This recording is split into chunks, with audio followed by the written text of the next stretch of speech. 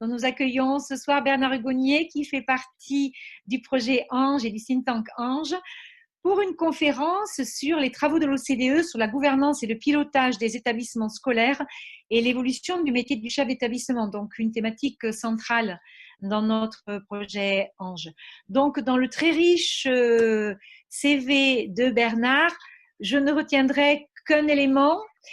Tu compléteras si tu veux, Bernard. Je retiendrai qu'il a été directeur adjoint de l'éducation à l'OCDE de 2002 à 2012 et donc voilà, qu'il va nous communiquer les grands axes de réflexion de l'OCDE sur cette thématique et qu'il est maintenant donc enseignant à l'Institut catholique en sciences de l'éducation, directeur de thèse et consultant international. Donc voilà, nous te laissons la parole Bernard et puis donc voilà, on marquera des pauses pour des questions. Et si vous voulez m'interrompre, n'hésitez pas. Si vous avez des questions, si ce n'est pas clair, n'hésitez pas. Je voudrais simplement ajouter, Viviane, que tu m'avais donné dans le titre aussi l'éducation inclusive, que tu n'as pas noté, donc je l'ai rajouté. Je vais en parler. Bon, alors, sur la gouvernance, je serai un petit peu plus long que sur le reste, parce que tu m'avais indiqué, et Marie-Jeanne m'avait aussi dit, que c'était un point un petit peu crucial. Et je comprends que vous avez eu une conférence précédente qui portait aussi sur la gouvernance. Alors peut-être que je vais répéter des choses, ou bien vais-je dire des choses qui n'ont jamais été dites sur la gouvernance. Je ne me vois plus. Non, vous me voyez bien. Oui, oui. Lorsque l'on parle d'un gouvernement, chacun comprend qu'il s'agit des personnes physiques. Le composant, par exemple, en France, le gouvernement est composé du président, du Premier ministre et de tous les ministres et de tous les secrétaires d'État. En revanche, lorsqu'on parle de gouvernance, la situation est nettement moins claire. Pourtant, la gouvernance entend répondre à deux questions très simples. La première, c'est comment sont répartis les pouvoirs entre les membres du gouvernement, c'est-à-dire entre M. Macron, le Premier ministre, et puis les autres ministres. Et deuxième question, comment sont prises les décisions. Donc, je ne comprends pas pourquoi, la plupart du temps, les gens me disent « qu'est-ce que c'est que la gouvernance ?» Parce que ces questions sont très claires. Mais une fois qu'on les pose, c'est les réponses qui ne sont pas très claires, parce que les questions sont finalement difficiles. Le périmètre des responsabilités du ministre, entre eux, n'est pas toujours clair, ni celle d'ailleurs entre les responsabilités du chef d'État et du Premier ministre, on voit bien qu'à l'heure actuelle, il y a quelques flous, ni celui, bien sûr, entre les ministres et les secrétaires d'État. Par exemple, dans le domaine de la défense nationale, essayez d'y réfléchir, savez-vous exactement qui est en charge de la défense nationale en France et comment sont prises les décisions? Personnellement, je ne sais pas. Alors, le concept de gouvernance, un petit peu d'histoire, est apparu pour la première fois pour faire prévaloir le rôle des actionnaires sur celui des gestionnaires, qui abusaient de leur pouvoir, notamment dans les pays pratiquant un capitalisme anglo-saxon, où les gestionnaires s'intéressaient davantage à leurs intérêts qu'à ceux de leur entreprise, contrairement au cas du capitalisme dit rénant, en Allemagne, Suisse et Pays-Bas, où les gestionnaires faisaient l'inverse pour la simple et bonne raison que les entreprises où ils travaillaient leur appartenaient. C'est toujours le cas. Aux États-Unis et en Grande-Bretagne, les entreprises sont gérées par des capitalismes, des gérants très cosmopolites qui passent d'une entreprise à une autre et qui cherchent bien sûr à maximiser plutôt leur intérêt. Par exemple, on voit à l'heure actuelle le cas très typique de M. Ghosn, qui avait des revenus très importants et qui, s'il devait quitter l'entreprise, avait ce qu'on appelle un golden parachute, qui certainement s'élevait plutôt à 20 ou 30 millions de dollars ou d'euros, et qui n'était peut-être pas trop intéressé par l'avenir des entreprises, puisque c'est plutôt ses intérêts qui comptent. Alors que ceux qui sont propriétaires de leur entreprise, comme M. Krug, qui a créé la plus grande entreprise allemande au milieu du XVIIIe siècle, du 19e siècle, pardon, bien sûr, c'était plutôt les intérêts de l'entreprise qui primaient sur ses propres intérêts. Et donc, l'OCDE a été saisi par les actionnaires de l'entreprise pour leur dire, pourriez-vous développer des principes de bonne gouvernance? Qu'est-ce que c'est que des principes de bonne gouvernance? Eh bien, c'est lorsque il n'y a pas d'usurpation du pouvoir, c'est-à-dire qu'il n'y a pas des actionnaires qui vont remplacer les gestionnaires qui vont remplacer les actionnaires, lorsque les relations entre les membres du pouvoir des membres qui ont du pouvoir sont bonnes. Ils s'entendent bien ensemble, ce qui est une indication que personne ne tente de prendre le pouvoir à un autre. Et lorsque le titulaire d'un poste a toutes les compétences pour remplir au mieux les fonctions de son poste. La gouvernance est mauvaise dans les situations opposées. Vous pouvez peut-être vous interroger pour savoir si dans votre établissement, dans vos établissements respectifs, la gouvernance est bonne ou mauvaise. L'OCDE a donc établi pour les entreprises des principes de bonne gouvernance en 1999, déjà pas mal d'années. Alors, partant de cette approche, la direction de l'éducation s'est posé la question de savoir s'il serait opportun ou non de développer de principes de bonne gouvernance dans le domaine de l'éducation. Bonne question. La situation était un petit peu difficile parce qu'il y a eu, de la part de certains pays, une certaine résistance. Développer des principes de bonne gouvernance pour les établissements. Notamment parce qu'on leur a dit tout de suite, si on le fait, on ne va pas le faire simplement pour les établissements, on va avoir une approche systémique. Une approche systémique, c'est-à-dire qu'on va regarder ça aux 4 niveaux. Le premier niveau, c'est la répartition des pouvoirs entre le centre et la périphérie. C'est donc la question de la décentralisation qui peut se faire vers la région en Italie et en Espagne, les districts aux États-Unis, les provinces au Canada, les Länder en Allemagne, les cantons en Suisse, les nations au Royaume-Uni et les villes dans les pays nordiques. Est-ce que cette répartition du pouvoir, elle est bonne? Est-ce que ceux qui ont les pouvoirs doivent vraiment les avoir ou pas?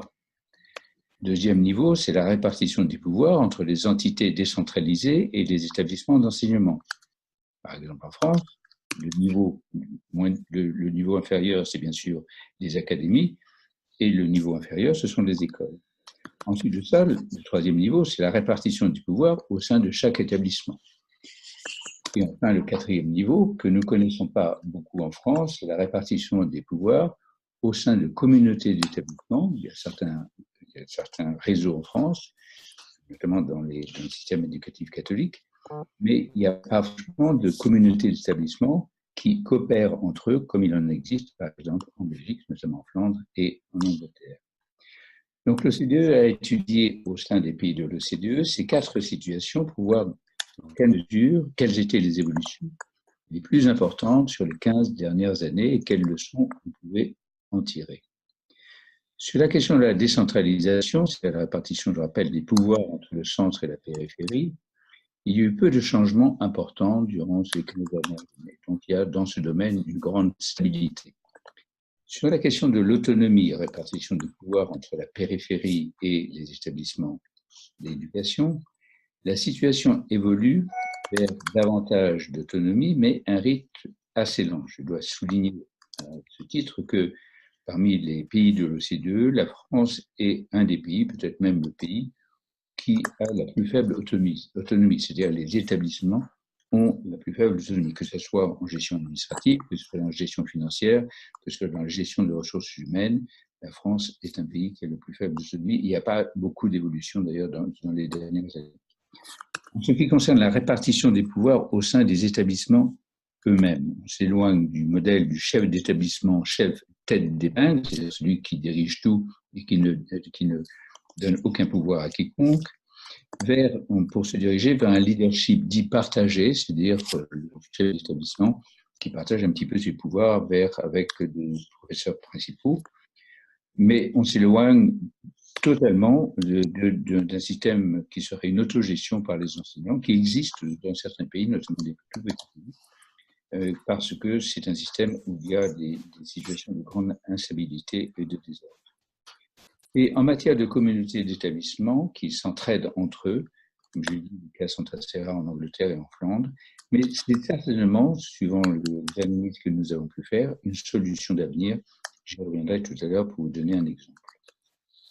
Alors, comment sont prises les décisions? La deuxième question que l'on se pose en matière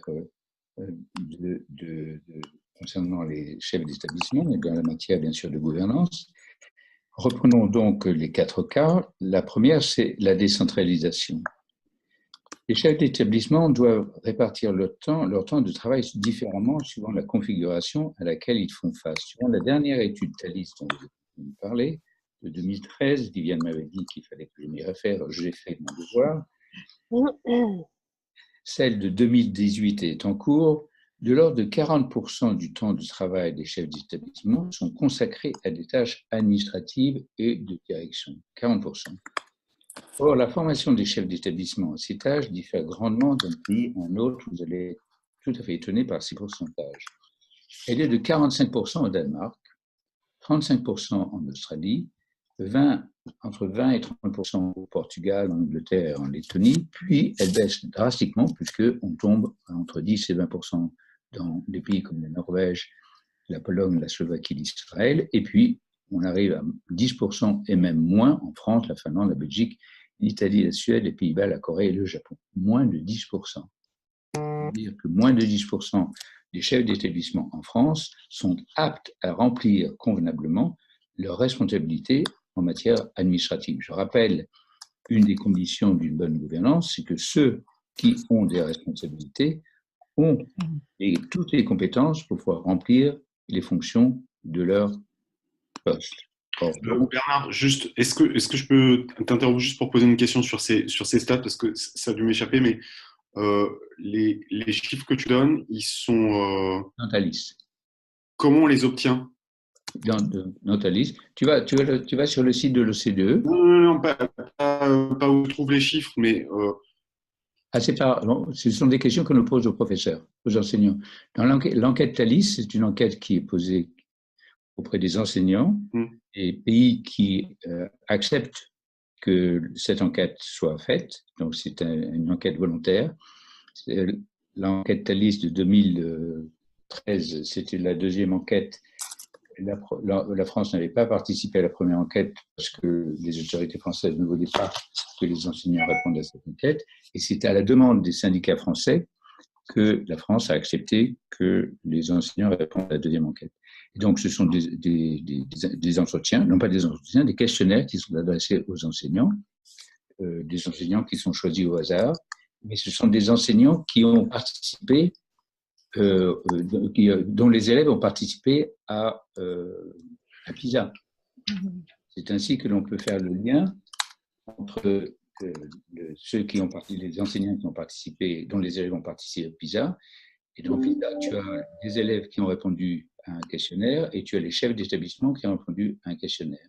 Okay. Dans certains pays, il y a aussi les parents des élèves qui répondent à un questionnaire. De sorte que tu as l'élève qui a participé à PISA et tu as 4 personnes autour qui répondent à un questionnaire, de sorte qu'on a un contextuel, si tu veux, c'est pour ça qu'on appelle ça un questionnaire contextuel, qui permet de mieux comprendre un petit peu le contexte dans lequel l'élève travaille et réussit ou ne réussit pas. Donc, ce sont ces enseignants qui ont répondu à ce questionnaire. Donc, quand tu dis qu'il y a 40% des… Moins de 10% en France de professeurs qui ont été formés pour remplir, de chefs d'établissement qui ont été formés pour remplir les tâches administratives, ça c'est dans les représentations des enseignants de leur établissement. Oui, c'est pas le réel. Oui, c'est ça.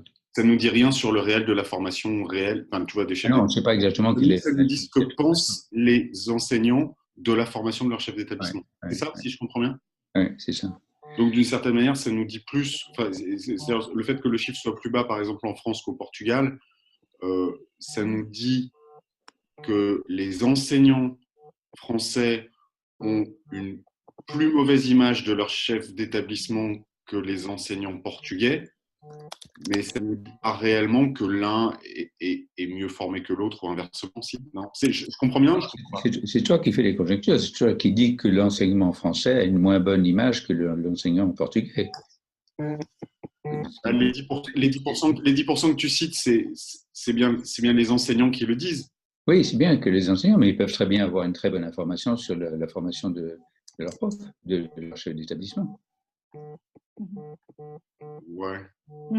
Pourquoi pas? Mais comment ils font, enfin, tu vois, la comparaison, par exemple, avec d'autres pays, c'est-à-dire comment ils font pour savoir que leur chef d'établissement est mieux formé ou moins bien formé que les Portugais ou les Anglais? Tu penses qu'ils ont une bonne information là-dessus? Non, ils ne posent pas la question de savoir si le Portugais il est mieux formé que le Français. Tu poses la question aux enseignants.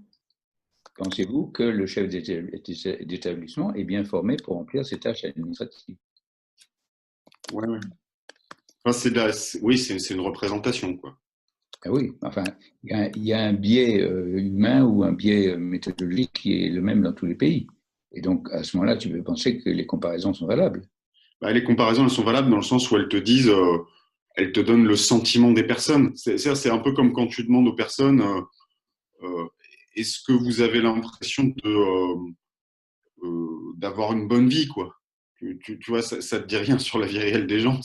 Mais par contre, tu sais qu'effectivement, en France, le taux il va être en général beaucoup plus bas que dans les autres pays quand tu poses ce type de questions. Oui, mais Ça ne veut pas dire qu'on vit vraiment moins bien en France que dans d'autres pays. non, je sais bien, mais quels sont ceux qui pâtissent ou au contraire qui profitent de la qualité de la gestion administrative des chefs d'établissement? Oui et non, parce que comme tu l'as dit, dans le cas français, les profs, leur métier est assez peu impacté par ce que fait le chef d'établissement, si, non? Si chef d'établissement, tu as des chefs D'autres pays, d'établissement qui ne remplissent pas du tout leurs fonctions administratives. Les fonctions administratives, c'est quoi? C'est d'abord lire les instructions qui sont données par le ministère, c'est s'occuper de la bonne gestion des entrées et des sorties des classes, c'est s'occuper aussi, enfin, je n'ai jamais été chef d'établissement, je ne sais pas, mais enfin, si le chef d'établissement ne remplit pas, c'est un petit peu la pagaille dans l'école, non? Donc, oui, si, tu as raison. Enfin, ce que je veux dire, c'est que les professeurs, ils vont en la pâtir. représentation que les profs ont du chef d'établissement, en France, on sait qu'elle est mauvaise. Mais voilà, sur quoi ça se fonde? Enfin, excuse-moi, c'était une. Non, mais, Juste pour comprendre. ta critique est valable. C'est-à-dire que, non, de toute façon, Non, c'était pas une critique, c'était pour comprendre. on regarde les sondages, on regarde les sondages, tous les sondages sont un petit peu biaisés et le français est râleur et pas content, donc forcément, il y a peut-être un. Tu verras, je cite un autre tout à l'heure. Tu es encore sur, c'était encore plus sur ce. Bon, en tout cas, si c'est pas 10%, à supposer que tu as raison et que les enseignants ont un mauvais avis sur les chefs d'établissement, que tu multiplies par 3 pour retrouver la réalité et que tu as donc 30% et non pas 10% des enseignants qui pensent que les chefs d'établissement ne sont pas suffisamment formés, ça veut dire qu'il y a 70% des chefs d'établissement qui ont une formation qui est insuffisante. Ça fait beaucoup. Bon. Donc, il y a un problème. Et même si c'était 50%, ça veut dire 50% des chefs d'établissement qui sont mal formés. Il y a un problème. Donc, il faut. Ouais, enfin, là, encore une fois, c'est de la représentation sur un truc auquel on n'a pas tellement accès, d'autant qu'en France, la formation des chefs d'établissement elle est complètement distincte de celle des profs. Donc, ils ne savent pas du tout, en fait. Ils ne sont pas passés par là. C'est un concours spécifique avec des épreuves spécifiques qui n'ont rien à voir, etc. Oui, mais tu les vis, les profs, ils ne vivent pas toutes les semaines et tous les jours les conséquences d'une mauvaise gestion administrative de l'école. J'arrive pas à comprendre ce que tu veux dire. Ce n'est pas les parents qui en pâtissent, ce sont les élèves et les profs. Non? C'est difficile pour un prof de faire la différence entre ce qui relève vraiment de la responsabilité de son chef d'établissement et ce qui relève de, tu vois, quand tu es sur un. C'est le patron, le chef d'établissement, c'est le patron. Si ça va mal, si ça foire, s'il y a la pagaille, s'il y a en même temps tu as une classe qui monte, une classe qui descend, puis au niveau d'un lycée, en effet, au niveau d'une école, enfin bon, c'est vrai qu'on nettoyer, j'ai pas fait. On peut se faire rapidement une opinion, par exemple, la non-diffusion de l'information sur l'avancement des enseignants, sur les possibilités de formation, non-diffusion des formations. Après, c'est les moyens qui sont mis à disposition par comparaison avec d'autres établissements. Mais c'est vrai que bon, ça reste un petit peu une réflexion, je veux dire, en vase clos, mais c'est peut-être ce qui amène les enseignants à se prononcer sur le fait qu'ils estiment que le chef d'établissement manque de formation, peut-être, pour appréhender certaines problématiques. Et puis, ils ne sont pas tous de la même école, ces profs qui répondent là. Ils ne sont pas tous de la même école. Je suis tous de la même école. Je penser qu'il y a une cabale contre un chef d'établissement. Mais là, ils sont là. Oui, non, mais tout à fait. Bon, enfin, tu as certainement raison, on ne peut pas épiloguer non plus longtemps là-dessus. Bon, enfin, si on passe à l'autonomie, alors sur l'autonomie, Une même conclusion prévaut ici, plus d'autonomie augmente les responsabilités. Donc l'idée, si tu veux, c'est qu'à terme, il y aura davantage de décentralisation dans la plupart des pays, même si c'est un processus plutôt long, et davantage de décentralisation, ça veut dire plus de tâches administratives pour les chefs d'établissement, et en conséquence de quoi il faudra davantage de formation des chefs d'établissement, et ceux qui, dans les pays où il y a un retard, ce retard devra être comblé, et sera plus difficile à combler dans les pays qui sont déjà en retard. C'est ça l'idée.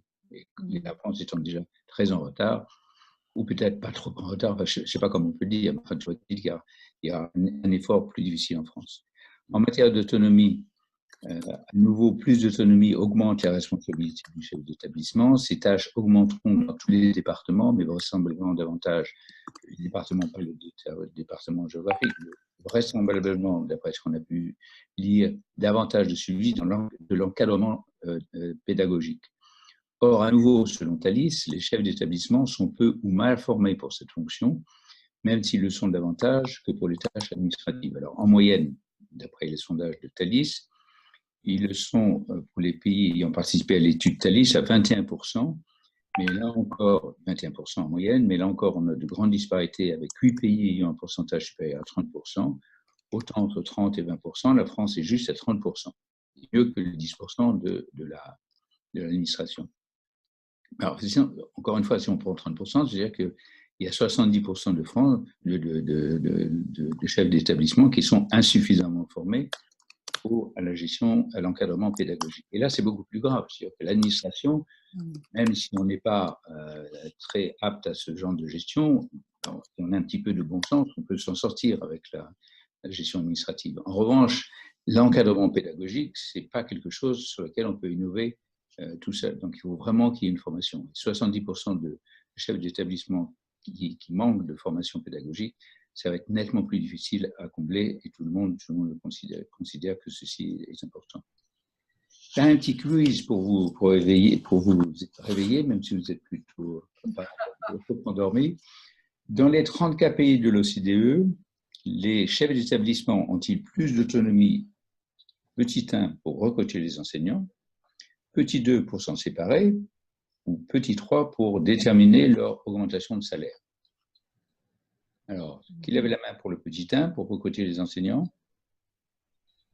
Tu veux dire, dans quel pays est-ce que c'est le plus facile? Dans les 34 pays de l'OCDE, les chefs d'établissement ont-ils plus d'autonomie, en moyenne, pour recruter les enseignants, pour s'en séparer, ou pour déterminer leur augmentation de salaire? Quel est le plus fort pourcentage? Alors, je vous donne la réponse. 12% pour déterminer l'augmentation de salaire, donc c'est le plus bas. 54% des chefs d'établissement ont leur possibilité pour licencier leurs enseignants et 63% pour sélectionner leurs enseignants. Je vous rappelle qu'en France, c'est 0%, à part l'éducation catholique. Au Québec, c'est 100% dans tous les cas. C'est 100% pour? Dans tous les cas. Dans tous les cas. Chez toi? Oui. On va tous aller vivre au Canada. Oui. Alors, troisième niveau, la répartition des responsabilités au sein des établissements. Alors, les mentalités changent et vont encore changer. Il est difficile d'imaginer, d'une part, que le rôle du chef d'établissement soit simplement de mettre en œuvre les instructions ministérielles et de l'autre, soit le seul à prendre toute et n'importe quelle décision dans son établissement sans consulter quiconque. Désormais, il est de plus en plus le chef d'établissement, doit prendre des initiatives, être évalué sur sa capacité à en prendre, à les réaliser avec succès, à gérer en consultation avec d'autres parties prenantes de l'établissement, à fixer des objectifs pour l'établissement, mais aussi, en France, à les atteindre par une sorte de gestion par objectif, qui est quelque chose de très nouveau, et donc au lieu d'être un simple administrateur ou un gestionnaire, de pratiquer un leadership partagé, comme je l'ai déjà dit.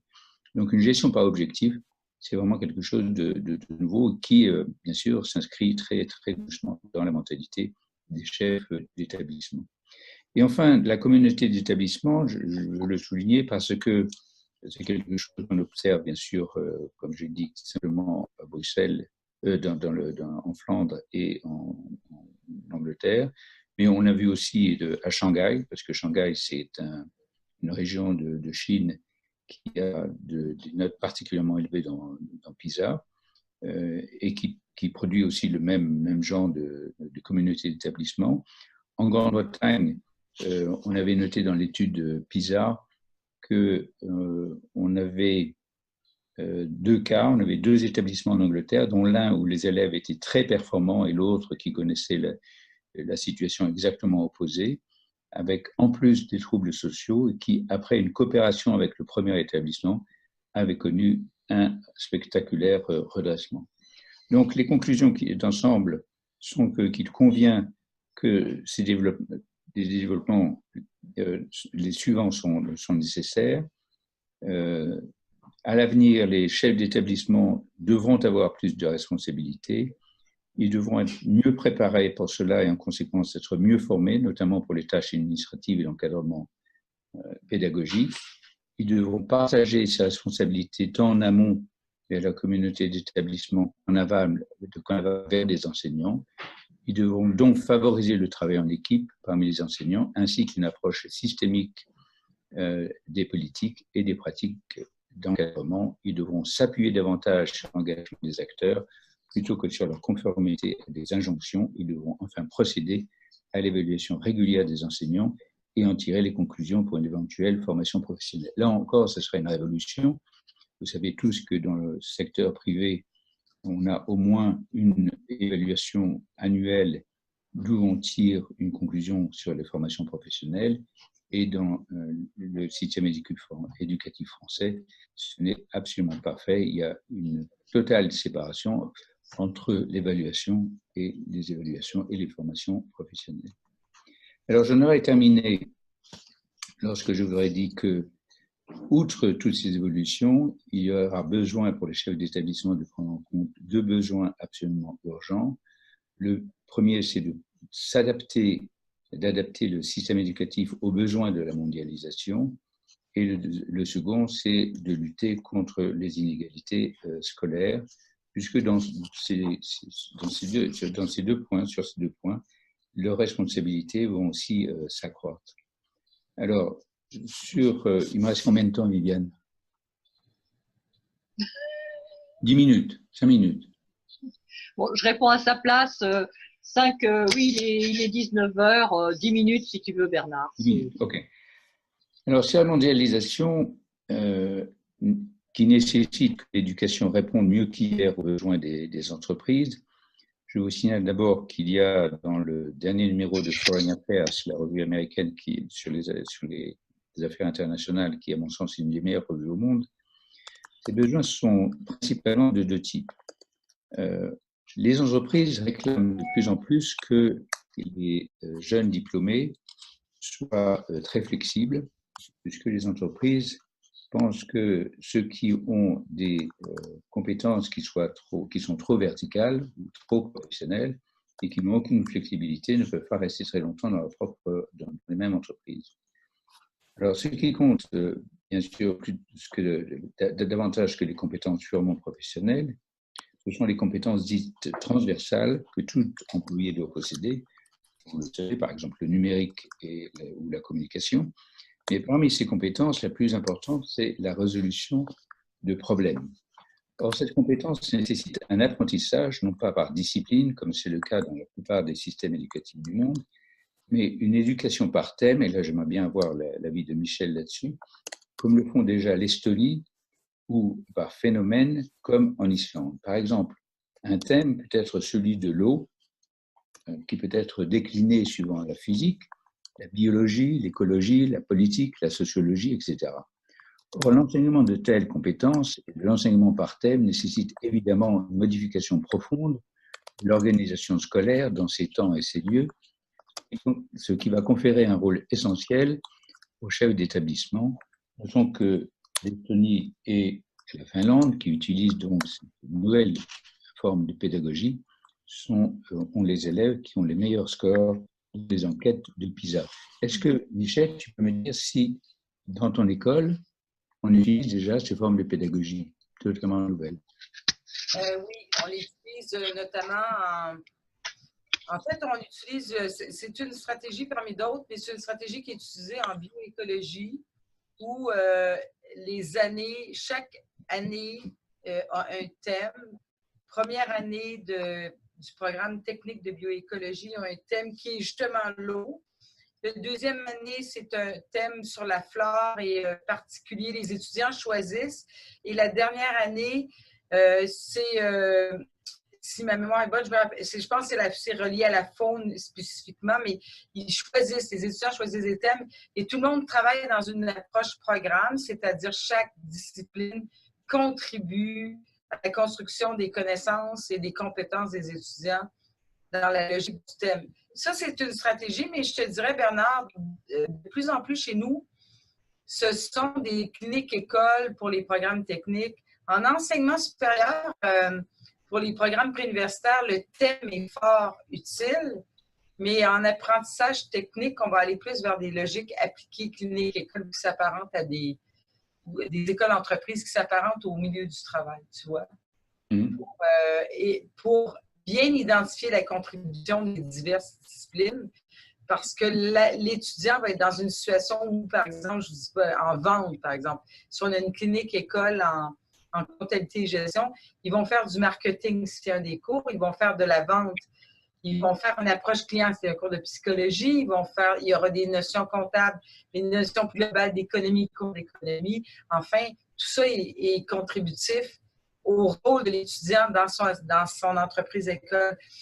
Mais les thèmes, c'est plus facile en enseignement si on va vers le préuniversitaire ou l'enseignement supérieur, puisque là, ça nous permet de contribuer. C'est une autre façon d'attaquer les disciplines qui sont plus de l'ordre des cognitifs. Les savoir-faire sont plus des savoir-faire qui sont de l'ordre pédagogique ou très liés encore au scolaire. On prend des thèmes, puis ça peut permettre d'amener une approche plus programme. Mais je ne sais pas ce que Laurent en pense, parce que Laurent est dans le monde de l'éducation, puis Gabriella aussi, vous avez sûrement une pensée là-dessus. Hein? Vous naviguez plus peut-être dans ces considérations-là que moi. Moi, je suis plus praticienne. Laurent, qu'est-ce que tu en penses de ça? Oui, enfin, le constat que des enseignements thématiques et donc interdisciplinaires vont générer des pratiques de gouvernance différentes et notamment, alors ça peut être le chef d'établissement, mais c'est aussi souvent géré, en tout cas en France, par les responsables de niveau ou de cycle, etc.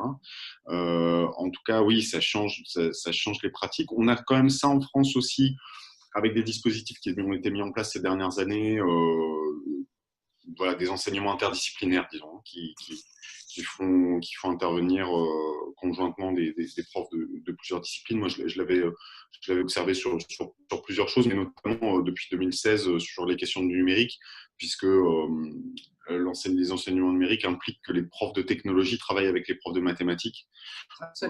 Voilà. Donc or, comme cette collaboration n'est pas fixée dans les textes, ça implique le fait que c'est la gouvernance de l'établissement qui rentre en jeu si on veut que ça marche et que ça donne quelque chose.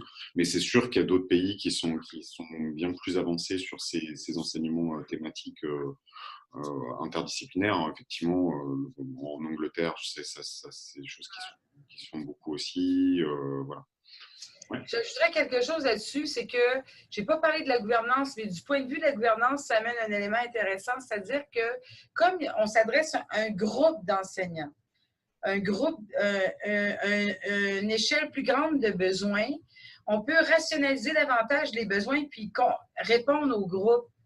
Alors que quand c'est un individu dans un groupe, je ne sais pas moi, dans un programme qui fait une demande particulière, la logique, c'est une logique de travail collaboratif puis de travail d'équipe quand on prend un thème d'approche programme. Et pour la gouvernance, ça peut faciliter la gestion des ressources ou la planification des ressources pour répondre aux besoins du programme. Moi, je pense que dans cette logique-là, tout le monde y trouve son compte parce qu'on travaille ensemble, mais en même temps, la gouvernance peut se dire, ben voilà les besoins pour 2-3 ans puisque tout le monde travaille ensemble dans cette direction-là. C'est une approche peut-être plus intégrée, en fait, des actions pédagogiques par rapport à la gouvernance aussi. C'est pas mauvais. Pas mauvais du tout. Pour donner un exemple plus pratico-pratique, mais c'est qu'il y a une discussion récente avec des collègues du lycée Paul Claudel, donc qui sont dans le projet Engin et avec qui on discutait à Bourgas, et où en fait elle disait que les projets interdisciplinaires qui devaient être mises en place dans l'établissement étaient utilisées par le chef d'établissement pour compléter les services des enseignants qui étaient en sous-service. Alors, c'est de manière complètement dans le système, etc. Mais ça montre que le chef d'établissement, dans ce cas-là, typiquement, va utiliser effectivement ces enseignements thématiques pour réguler des choses à l'intérieur de l'établissement. Même si là, c'est un peu par le petit bout de la lorgnette, quoi. C'est peut-être pas par approche client, là. C'est peut-être pas l'étudiant, en fait, qui est au cœur du projet. Non, alors là, pas du tout, pour le coup. Ouais. Il y a une autre préoccupation aussi qui peut être vue du part de la gouvernance, c'est l'utiliser comme marchepied pour asseoir sa notoriété. Alors, il achète, ben là, je blague, mais il y a aussi de ça, il faut voir ça, c'est-à-dire que tu fais un gros projet, ça réunit 25 enseignants, c'est une approche programme très intégrée, et là, pouf, du point de vue de l'autre côté, on médiatise la chose, on diffuse pour asseoir sa notoriété comme établissement. Ben, moi, je me dis, c'est juste la bonne guerre. D'un côté, ça dynamise l'activité pédagogique, puis en même temps, ben, ça donne, il y a des retombées de réputation, de rayonnement pour l'institution, ben pourquoi pas. Mais et sur les élèves, quelle est la retombée sur les élèves? Tu as l'impression que leur apprentissage est meilleur, facilité? Ben oui, c'est sûr. Moi, je pense que quand on travaille ensemble, ça a des retombées nécessaires. Ça ne fait pas faire autrement. Si on travaille ensemble et qu'on a une vision commune dans ces conditions-là, et qu'on a une vision commune des apprentissages, qu'on a une vision commune aussi des compétences à atteindre, puis qu'on le fait dans une progression des apprentissages, dans une progression articulée, pensée, définie par les acteurs dans un monde idéal, c'est sûr qu'il y a des meilleures réussites. Le travail concerté, quand un programme, ça dit un programme, c'est pas une seule personne qui tient le programme dans ses mains, le programme de formation. Alors, les enseignants ont tendance à travailler en silo. C'est normal, leur environnement physique. On n'est plus à cette. Moi, je pense qu'on n'est plus à cette. On n'est plus dans ces considérants-là. Il faut travailler dans une logique programme. Vous avez l'approche par compétence, vous l'avez tous. Ben, ça suppose un peu cet investissement-là de la part de tous. Oui, mais dans ce que disait Laurent tout à l'heure, ça montre aussi quand on récupère des heures juste pour des questions de service, ça montre en même temps que ça n'est pas vécu comme quelque chose d'essentiel. Et qu'effectivement, voilà, moi je pense que ça c'est une question aussi très importante. C'est-à-dire que finalement dans les écoles, voilà, cette approche-là paraît être un petit peu à la marge. Et finalement, voilà, ce sont plutôt les disciplines, voilà, qui vont paraître plus importantes. Donc, oui, c'est une vraie question. Enfin, voilà, l'importance qu'on lui donne, la place qu'on lui donne dans l'établissement. Et c'est vrai qu'en France, oui, comme disait Laurent, on est dans quelque chose qui parfois est assez à la marge. Ok, je vais terminer avec le dernier point qui m'est très cher personnellement, c'est la lutte contre les inégalités scolaires. Un point sur lequel j'ai beaucoup travaillé à l'OCDE et qui a donné à la direction de l'OCDE un petit cachet socialiste, ce qui m'a beaucoup amusé, parce que l'OCDE n'est pas forcément une organisation très, très gauchiste. Alors, de quoi s'agit-il? C'est que comme je l'avais indiqué la dernière fois lorsque j'ai fait cette conférence, j'avais pu montrer que la loi en économie politique, selon laquelle atteindre simultanément l'efficacité et l'équité, n'était pas possible, mais que, en revanche, dans le domaine de l'éducation, que j'appelle l'éducation politique, c'était tout à fait possible. On l'avait démontré dans PISA, puisque les pays dont les élèves ont les meilleurs scores dans PISA sont bien des pays où les inégalités scolaires sont les plus faibles. Ce qui est quand même un résultat tout à fait remarquable et qu'on s'est empressé bien sûr de faire savoir ubi et orbi dans le monde, surtout en France, puisque en France, non seulement les élèves français ne sont pas parmi les meilleurs, puisque c'est classe 20e, et qu'en même temps, l'équité française se place à l'antépénultième parmi les 34 pays de l'OCDE, ce qui veut dire que l'école républicaine n'existe pas vraiment et que l'égalité des chances n'existe pas non plus dans notre pays. Ce qui n'a pas du tout fait plaisir, bien sûr, aux autorités de notre pays. Mais Vincent Payon, lui, il a même dit que l'égalité des chances et l'école républicaine reculaient dans notre pays. Donc, que faut-il faire? C'est que, bien sûr, on peut penser que c'est le ministre de l'Éducation nationale qui doit travailler. Peut-être peut-on penser que c'est le recteur qui doit travailler sur cette question. À notre avis, à l'OCDE, et on l'a dit, on l'a redit, l'action doit être menée au niveau du chef d'établissement. D'abord, parce qu'il faut éviter les classes de niveau, au contraire renforcer la mixité scolaire qui évite l'échec scolaire. Donc, la mixité scolaire, ce n'est pas la mixité sociale. La mixité scolaire, c'est de veiller à ce que tous les élèves, qu'ils soient bons ou mauvais, pour utiliser l'appellation générale, qu'ils soient mis ensemble, repérer très tôt les élèves susceptibles de décrochage scolaire et prendre les mesures pour les aider, c'est le chef d'établissement qui peut le faire, éviter les redoublements et favoriser l'évaluation formative. Vous savez qu'on a beaucoup de retard sur l'évaluation formative en France, alors qu'elle a fait ses preuves dans un très grand nombre de pays. Là encore, le chef d'établissement peut intervenir. Offrir aux élèves à risque des services efficaces de conseil et d'orientation professionnelle et par ailleurs assouplir et diversifier les programmes d'enseignement. Un complément de soutien scolaire à la fin du secondaire peut également inciter les élèves à rester à l'école. J'ai vu que notre ministre vient de l'introduire. Soutenir les enseignants afin qu'ils améliorent leur méthode pour aider les élèves qui prennent du retard. Là encore, le chef d'établissement peut le faire. Et développer une relation fonctionnelle entre l'école et la famille pour l'apprentissage des élèves. Bien que souvent, les élèves qui sont en difficulté sont des élèves qui ont des familles en difficulté. Le chef d'établissement peut intervenir. Comme vous le voyez, le métier du chef d'établissement va devoir changer profondément dans les années à venir. La question que l'on peut se poser et que vous avez en tête, c'est y sont-ils ou y seront-ils bien préparés par des formations adéquates? Vaste question. Vous savez qu'il y a à peu près 25 000 enseignants qui sont formés par an. Il n'y a pas 25 000 chefs d'établissement qui sont formés par an, bien entendu. Et donc, c'est une vaste question auquel il sera très difficile de répondre. Et j'ai peur que notre pays prenne encore beaucoup de retard. Voilà, avez-vous des questions? Merci beaucoup, Bernard. Oui, ce sont de vraies questions qui sont posées là, effectivement.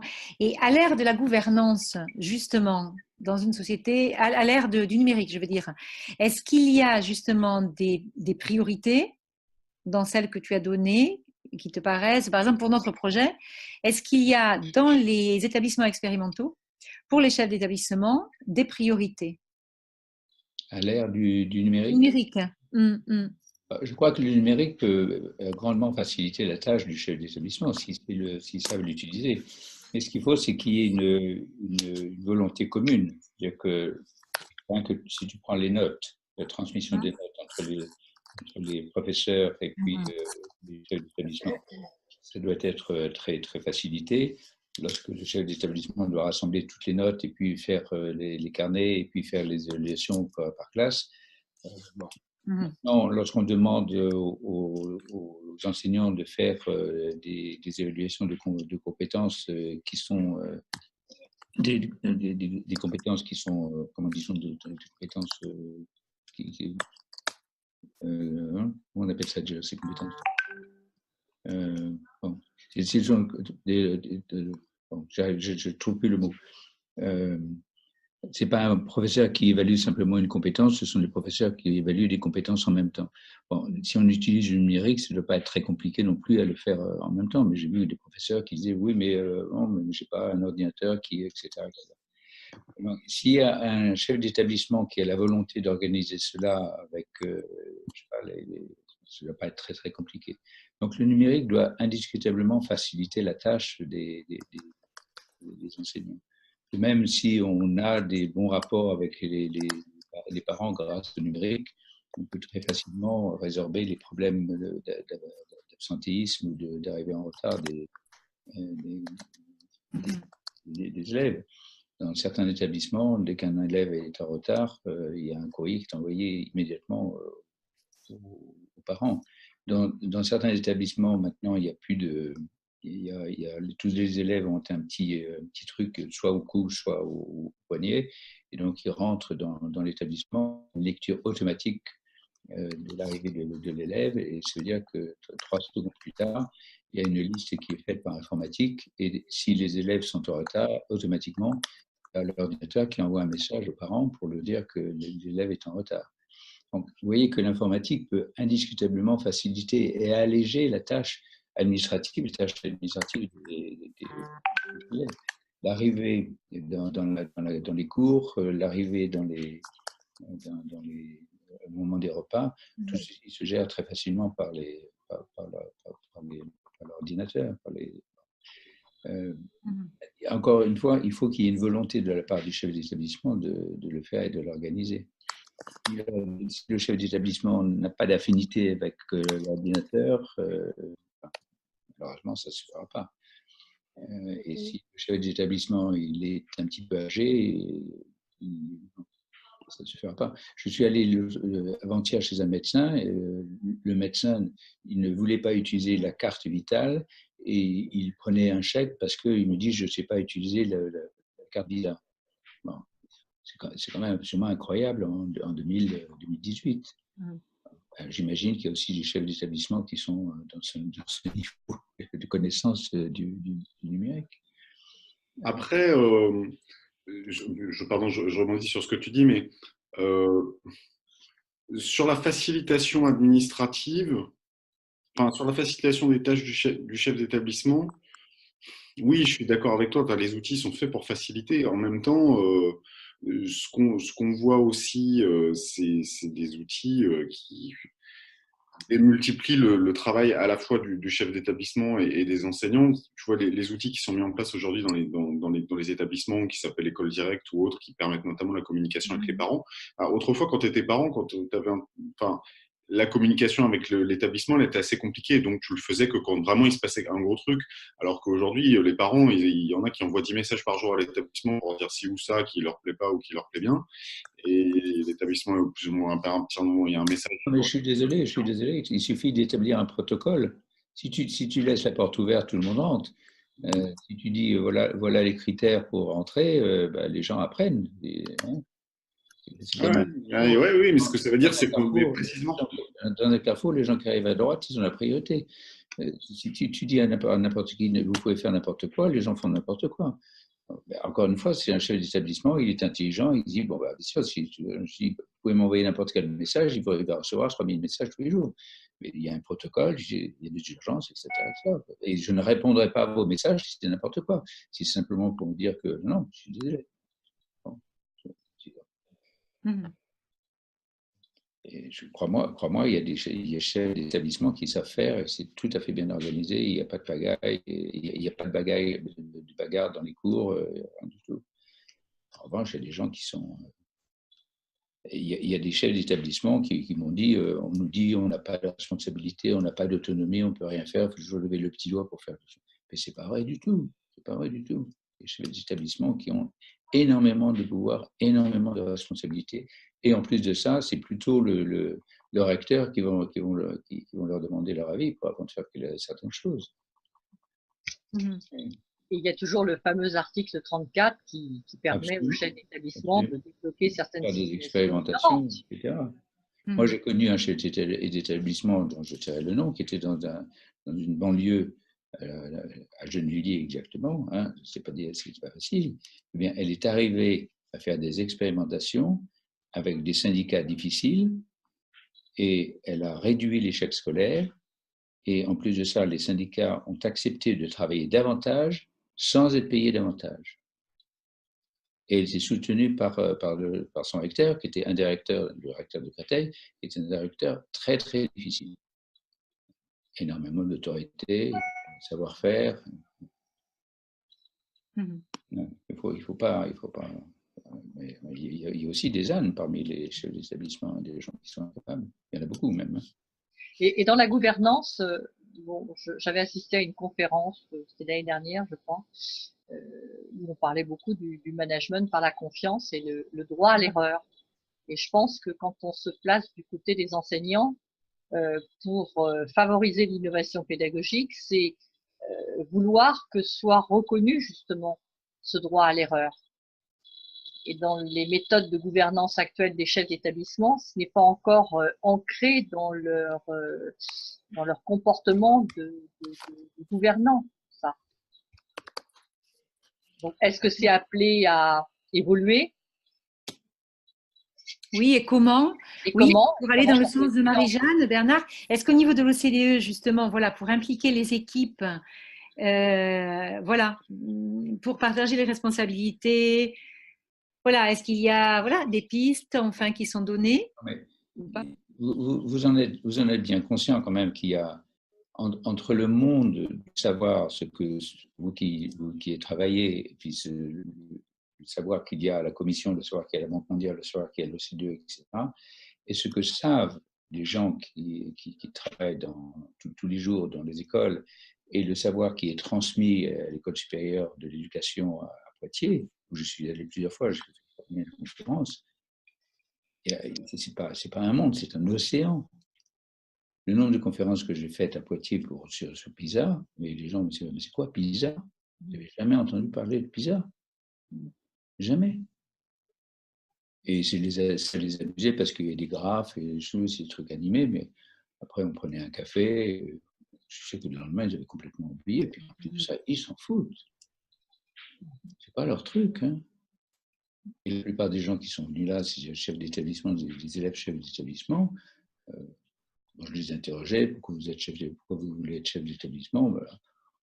Oui,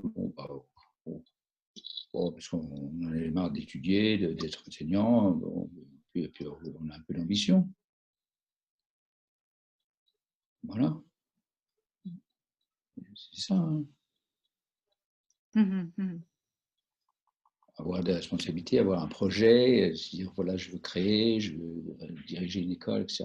Si on rencontre des gens formidables, hein, il y en a, mais il n'y en a pas beaucoup. Hein. Non, pas beaucoup. C'est vraiment désespérant, croyez-moi. C'est pas. Aussi, quand vous leur parlez, c'est.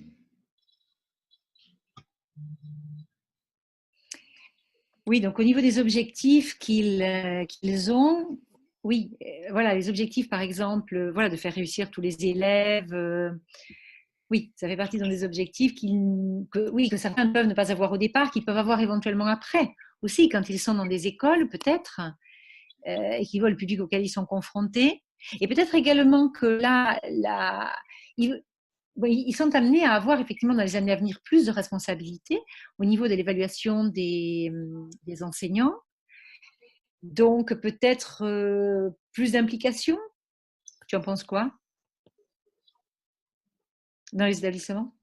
Moi, je suis allé récemment à une conférence d'un syndicat où il y avait des chefs d'établissement, un syndicat libre catholique, où il y avait des chefs d'établissement et il y avait des enseignants. Et c'était sur la question de l'autonomie.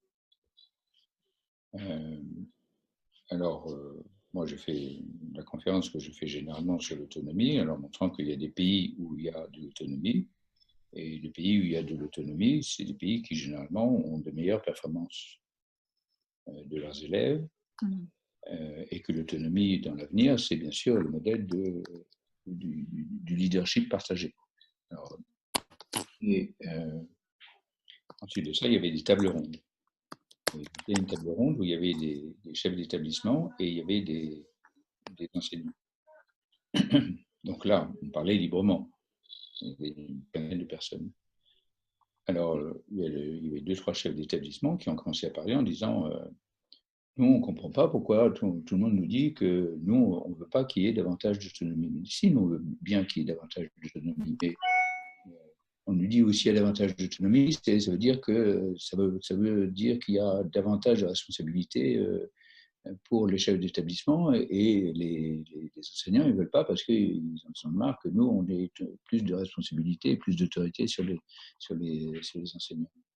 Mais en même temps, il faut bien voir que le ministère, il nous donne toujours plus de responsabilités. Lorsque nous, on demande aux enseignants, est-ce que vous voulez bien nous aider? Par exemple, samedi prochain, on a une charrette, on a beaucoup de choses à faire. Est-ce que vous pouvez venir nous aider samedi après-midi? Tout le monde dit, non, je suis désolé, mais nous, on part en week-end, nous, on a un truc samedi après-midi avec le petit. Et finalement, il n'y a personne pour nous aider. Et tous les samedis après-midi, nous, on travaille. Du coup, vous êtes en week-end. Et après, il y a les enseignants qui disent, oui, mais c'est pas ça, la responsabilité partagée. Pas du tout. Vous nous invitez pour les trucs qui sont barbichons, venir travailler le samedi après-midi. C'est pas ça. C'est pas ça le partage. Le partage, c'est autre chose. Donc oui, il y a un hiatus entre les deux. Ça, c'est intéressant, effectivement, de voir une espèce de, oui, presque d'incompréhension sur ce que c'est que le partage de responsabilité. Et après il y avait une autre table ronde où j'étais, et le chef d'établissement qui était là, il dit, vous savez, s'il y a un problème d'autonomie, c'est les enseignants qui ont trop d'autonomie. C'est ça le problème. C'est que moi, je ne peux pas rentrer dans une salle de classe. C'est pas possible. C'est pas interdit, mais c'est quand même mal vu. Je ne peux pas m'asseoir à la fin au fond d'une salle de classe et observer ce que fait l'enseignant, et à la fin, lui faire des réflexions. Pourtant, je suis le premier pédagogue dans l'établissement. C'est la loi. Donc, je pourrais lui dire, écoutez, mon cher ami, je trouve que la relation que vous avez avec vos élèves, les évaluations, la façon dont vous apprenez les enseigner les mathématiques et ceci et cela, mais je ne peux pas. Je ferais ça, mais ce serait la révolution de mon établissement. Alors après, on dit que j'ai trop d'autorité, j'ai pas trop de responsabilité, mais quelles sont les responsabilités? Des responsabilités administratives, où je gère mon établissement. Comment voulez-vous que j'ai des meilleurs résultats dans mon établissement? Là où je pourrais agir pour qu'il y ait de meilleurs résultats dans mon établissement, c'est sur la pédagogie. Je n'ai aucune responsabilité. Et on me reproche d'avoir des responsabilités, d'avoir trop d'autorité, trop de responsabilités, alors que le seul endroit où je pourrais agir pour améliorer les résultats, j'ai aucun pouvoir. Oui, c'est une vraie question, effectivement. Ça, c'est effectivement très. Oui, mais ça ramène à la formation. Le ministère pour changer la situation, expliquez-moi. Rien du tout. Et tout ce que je viens de vous dire là, parce que ce sont des belles paroles, mais croyez-moi, rien changé. Ce que dit l'OCDE qui va changer quelque chose en France. Oui, mais ça renvoie bien à la formation du chef d'établissement. À l'heure actuelle, est-ce qu'un chef d'établissement est à même de juger de la pédagogie d'un enseignant? Outre le fait que les enseignants savent très bien qu'ils ne relèvent pas du chef d'établissement pour la pédagogie, mais ils relèvent de leurs inspecteurs. Moi, je l'ai entendu maintes et maintes fois. Un chef d'établissement, en effet, se met à la porte, mettre à la porte de la classe parce qu'il n'est pas censé avoir de pouvoir pédagogique ni de conseil sur un enseignant. Donc, c'est aussi peut-être parce que il y a cette évaluation des compétences des chefs d'établissement sur la pédagogie des enseignants. Si tu fais la distinction entre pédagogie et didactique, cet argument est erroné. Si tu es professeur de mathématiques, tu as une façon d'enseigner les mathématiques, ça c'est la didactique. Comment tu transmets tes connaissances mathématiques aux élèves.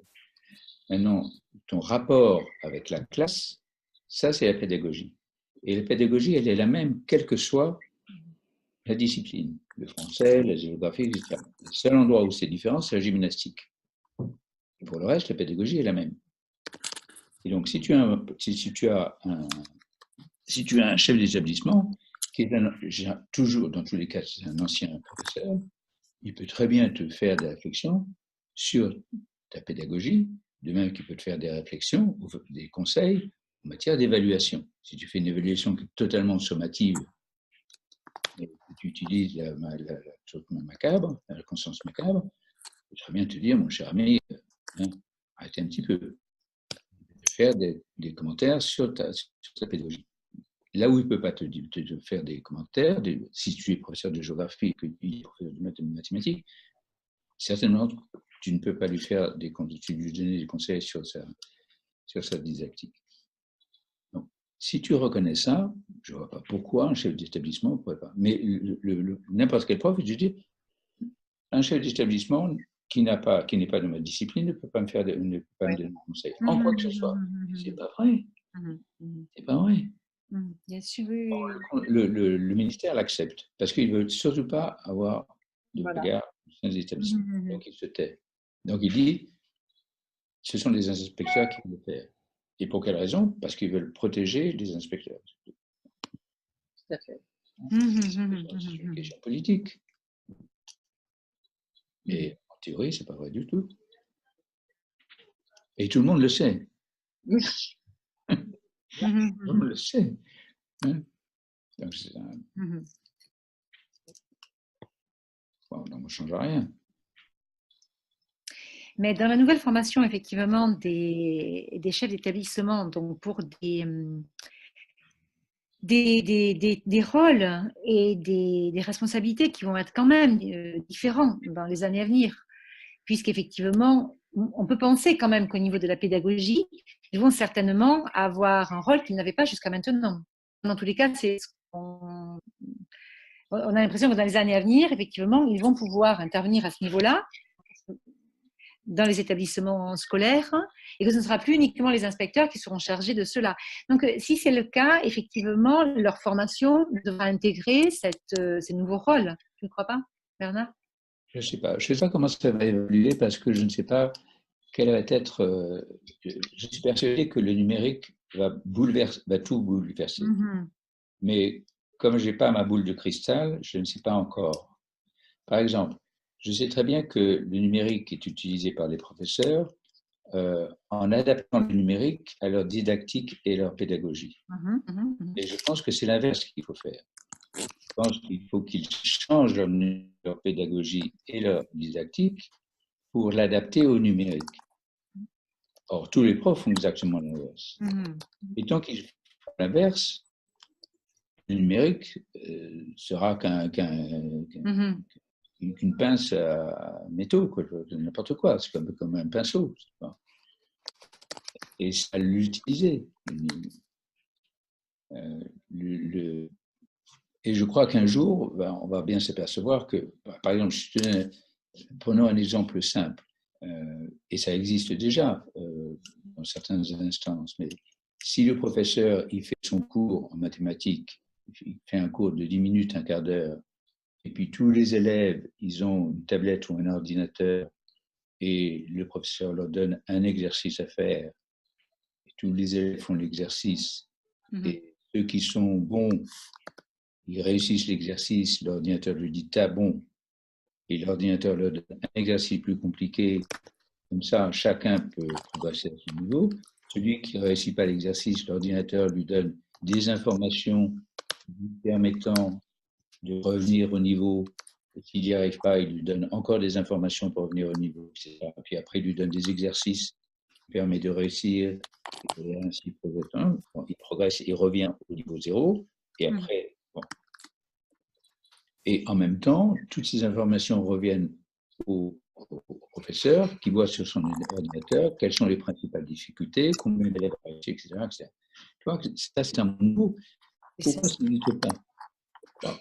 Et pourquoi les programmes qui ont été lancés il y a 2 ans, tous les nouveaux programmes du collège et du lycée, pardon, qui ont été lancés il y a 2 ans, ils ont été imprimés sur papier. On les a pas mis sur informatique.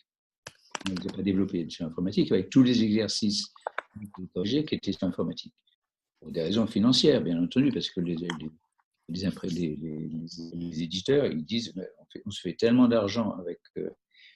Toutes ces questions-là, elles ne sont pas gérées parce que c'est toujours le financier qui gagne et l'argent qui gagne. Mais si on adaptait vraiment, si on utilisait le numérique de façon intelligente, l'éducation serait totalement bouleversée. À ce moment-là, on n'a pas besoin d'avoir des classes de 20 élèves, on pourrait avoir des classes de 100 élèves. C'est sûr. Et on pourrait apprendre tout seul très facilement. Moins besoin de professeurs. Mais tout ça, c'est pas réfléchi. Et je ne vois pas le ministère qui sont entourés pourtant de grands savants dans le conseil scientifique. Mais je ne les vois pas réfléchir à tout ça. C'est pas des façons futuristes, disant qu'est-ce qui va se passer. L'auto-évaluation, qui est quand même l'évaluation de l'avenir, à ce moment-là, on n'a plus besoin d'inspecteurs, très cher. encore comment on réfléchit à tout ça. Et dernier point important, c'est la décentralisation. Pourquoi on a tous les pays qui réussissent le mieux, finalement, des systèmes décentralisés. Lorsqu'on a eu PISA, le premier résultat de PISA en 2000, en France, dans le monde, pardon, regardons ce qui s'est passé en Allemagne, il y a 17 Länder, il y a eu 17 Landes qui se sont dit il faut qu'on change quelque chose parce qu'on est vraiment mal placé. Donc il y a eu 17 politiques différentes. Et donc, tu n'as pas eu 17 syndicats qui ont essayé de bloquer les 17 réformes. Et en plus de ça, il y a une espèce d'émulation, de concurrence entre les 17 langues pour trouver une solution. Ils étaient 20e, maintenant ils sont dans les 10 premiers. Et nous, qu'est-ce qu'on a fait? D'abord, on a dit c'est un machin anglo-saxon, donc c'est pas bon pour la France. Ensuite de ça, on a mis 10 ans pour réagir jusqu'à attendre que Xavier Darcos arrive pour dire bon, c'est peut-être pas si grave ce machin. Et puis après, on a traîné les pieds pour faire quoi que ce soit et on n'a toujours pas réagi. On est 20e et on est quitté. On est antépénultième. Voilà la situation. Et si on décentralisait vers les 13, bientôt on aura 13 académies au lieu d'en avoir 30, ça serait quand même nettement mieux, non? Au lieu d'avoir le ministère qui, avec un ordinateur, gère l'assignation de 850 000 professeurs en France. C'est absurde. Oui, on en parle sans arrêt. Effectivement, on en parle sans arrêt, mais on a l'impression que ça tarde sans arrêt à être mis en place. C'est Macron qui veut le faire. Monsieur Macron, il veut que la centralisation, j'ai vu qu'il a la taxe d'habitation qui crée une véritable démocratie locale. Avec les 35 000 maires qui pouvaient gérer vraiment en disant c'est à nous de faire une piscine au lieu de faire l'agrandissement de l'école. Maintenant, pour le faire, ils doivent aller cogner au ministère de l'Intérieur pour avoir leur... Oui, ce sont à la fois effectivement des questions politiques et des questions aussi de moyens, comme tu le disais, parce qu'effectivement, tant qu'on n'a pas, par exemple, au niveau du numérique, tant qu'on n'a pas effectivement les outils nécessaires, voilà, tant qu'on reste effectivement au niveau papier et qu'on n'a pas effectivement des outils pour mettre en place cela, ça ne change pas. Et comme tu disais, effectivement, on a des pratiques qui ne font effectivement qu'entrer dans des didactiques et des pédagogies qui ne changent pas, en fait, qui ne changent pas vraiment, qui continuent à être les mêmes, simplement en utilisant un petit peu le numérique. Oui, et également au niveau des enseignants, dans ce que tu disais également des enseignants et des chefs d'établissement, voilà, pour que des équipes deviennent plus actives, plus créatives, plus innovantes, tu dirais que le numérique pourrait être utilisé de quelle façon? Parce qu'au niveau, donc, il peut être utilisé, comme tu l'as montré, au niveau des données, d'accord? Il pourrait être utilisé effectivement en didactique et en pédagogie si on renversait les pratiques. Mais ensuite, entre chef d'établissement et enseignant, tu penses que ce qui pourrait également aider finalement à comment dirais-je, à un partage des responsabilités, à une gouvernance plus horizontale? Oui, sûrement. Je ne suis pas persuadé qu'on aurait besoin dans quelques années des chefs d'établissement. C'est ce système hiérarchique où tu as besoin d'avoir un bonhomme au-dessus qui commande tout. Quand tu regardes une entreprise, une école, c'est un petit machin. Bon, il y a combien de cadres dans une école? Tu as beaucoup de profs, tu as beaucoup d'élèves, mais finalement, tu as besoin d'avoir un grand chef. Il faudrait bien avoir une école qui s'autogère et d'avoir une dizaine d'écoles avec un chef. Un chef de... Oui, ou effectivement quelque chose d'un peu, un groupe d'enseignants ou un groupe de responsables. Responsables qui s'autogèrent. Je ne comprends pas pourquoi il faut avoir autant de boss et de patrons, des machins comme ça. L'organisation des Nations Unies, le nombre de chefs, c'est pas très peu. À l'OCDE, on était 2500 quand je suis parti. Il y avait 10 directeurs. Oui, ce sont des pistes d'avenir très intéressantes et très importantes, effectivement, à considérer au vu de pratiques actuelles et de ce qui se prépare. Alors, je crois que Marie-Jeanne a programmé pour que ça arrête bientôt la conférence, c'est ça, hein, Marie-Jeanne? Pardon? Oui, je crois que tu as fait, je veux dire, la conférence va bientôt s'arrêter dans Oui, la elle va bientôt se terminer. Oui, Programmée, voilà. Bon, oui, c'est ça. Bon, Alors, écoute, je suis Bernard. désolé, je suis un petit peu pessimiste. La prochaine fois, vous me donnerez un sujet plus optimiste. Non, mais ce sont des pistes. Non, les pistes que tu C'était très intéressant, Bernard. Ah, oui, Très intéressant. Tu as été très clair. Et voilà, c'était un bon moment parce que quand même, tu as bien reprécisé certaines idées sur la gouvernance et je pense qu'on peut s'en inspirer dans le projet Ange. Oui, et puis je pense qu'il y a plusieurs pistes que tu as données là qui sont des pistes vraiment essentielles et sur lesquelles il va falloir que l'on retravaille effectivement aussi dans le projet Ange. Parce que voilà, il y a quand même des éléments très importants et que l'on n'a pas encore dans les écoles. Et effectivement, pour les scénarios du futur, on va pouvoir se servir de cela aussi. Donc, un très grand merci, Bernard. Et donc, voilà, nous allons donc poursuivre avec toi cette réflexion. Si tu veux et j'étais très content de te revoir, Viviane. Oui, moi aussi, Bernard. Ton sourire. Merci beaucoup. À très bientôt. Et donc, on poursuivra ça avec toi, Bernard. Merci, Gabriela. Bonne soirée à tous. Bonne soirée. Au revoir. Au revoir. Au revoir.